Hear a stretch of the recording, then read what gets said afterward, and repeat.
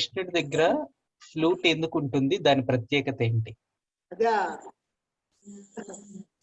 Flute ఎందుకు ఉంటుంది? మురళి ఎందుకు ఉంటుందనే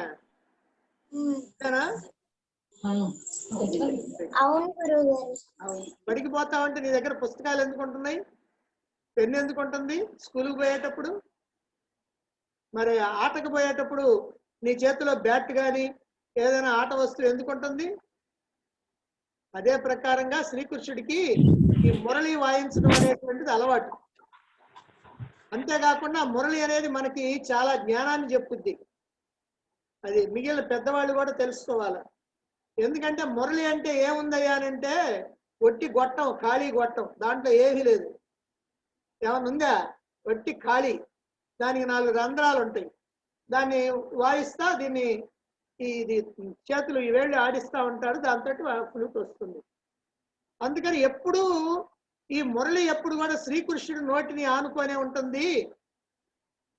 ఇది ఎంత అదృష్టవంతురాలు! మరి మేము ఇంతగా శ్రీకృష్ణుడిని ప్రార్థిస్తున్నా కూడా ఆయనకి ఇంత దగ్గరగా లేకపోతున్నాం. ఆయనేమో ఆయన ఇంటికి పోతాడు, మేమేమో మా ఇంటికి పోవాలా అని గోపకాంతలందరూ కూడా ఆ ఫ్లూట్ని తీసుకొని చూశారంట. చూస్తే ఏమీ లేదు, ఒట్టి డొల్ల. ఏమన్నా ఉందా? ఓహో, ఇదే గొప్పతనం.